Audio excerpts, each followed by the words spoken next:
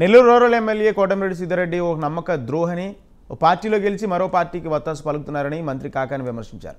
CM Jagan B Pharm ఇవ్వకుంటే కోటమిరెడ్డి శ్రీధర్రెడ్డి గెలిచేవారంటూ ప్రశ్నించారు. మళ్లీ టికెట్ రాదని సీఎం జగన్పై ఎలాంటి వార్తలు ప్రచారం చేస్తున్నారని ఆగ్రహం వ్యక్తం చేశారు. ఒక పార్టీలో గెలిచి తల్లిపాలు దగ్గర రొమ్ము గుద్దినట్టుగా విశ్వాసఘాతుకుల గురించి మాట్లాడాల్సినటువంటి అవసరం లేదు. ఎందుకంటే ఈరోజు రకరకాలైనటువంటి మాటలు మాట్లాడుతున్నాడు. నేను అడిగేది ఒకటే అడిగాం, ఎవరైతే శ్రీధర్ రెడ్డిని ప్రశ్నిస్తున్నారో శ్రీధర్ రెడ్డి పెద్ద గొంతు పెట్టుకుని మాట్లాడితే భయపడతారని అనుకుంటున్నారు.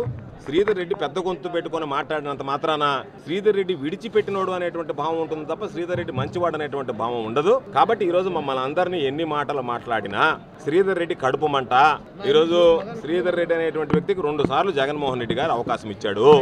మేము అడిగింది నువ్వు 0, జగన్మోహన్ రెడ్డి గారు 1 అనేటువంటి వాడు పక్కన ఉంటే నీకు విలువ వచ్చింది కాబట్టి నువ్వు కాదా అని అడిగితే దానికి సంబంధించినటువంటి దాంట్లో మాట్లాడకుండా నేను జిల్లా పరిషత్ చైర్మన్ అంటాడు, నేను జిల్లా పరిషత్ చైర్మన్ ఎందుకంటాడు, రకరకాలైనటువంటి మాటలు మాట్లాడతాడు.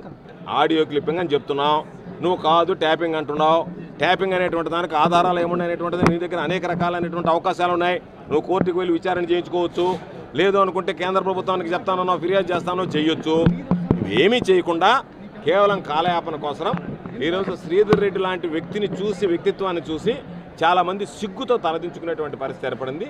కాబట్టి నమ్మక ద్రోహి, విశ్వాసఘాతుకుడు, నమ్మకానికి విశ్వాసానికి ప్రతిరూపంగా ఉండాల్సినటువంటి వ్యక్తులు ఈరోజు నీచమైనటువంటి కార్యక్రమాలకు పాల్పడి జగన్మోహన్ రెడ్డి గారిని శ్రీధర్ రెడ్డి లాంటి వాడు వెళ్ళినందువల్ల నేను మరలా చెప్తున్నా, మీరు కావాలంటే నెల్లూరు జిల్లాలో సర్వే చేయించుకోండి. శ్రీధర్ రెడ్డి అనేటువంటి వాడు వైఎస్ఆర్ కాంగ్రెస్ పార్టీ నుంచి వెళ్ళిపోవడం వల్ల వైఎస్ఆర్ కాంగ్రెస్ పార్టీకి పట్టినటువంటి పీడ, దరిద్రం వదిలిపోయింది.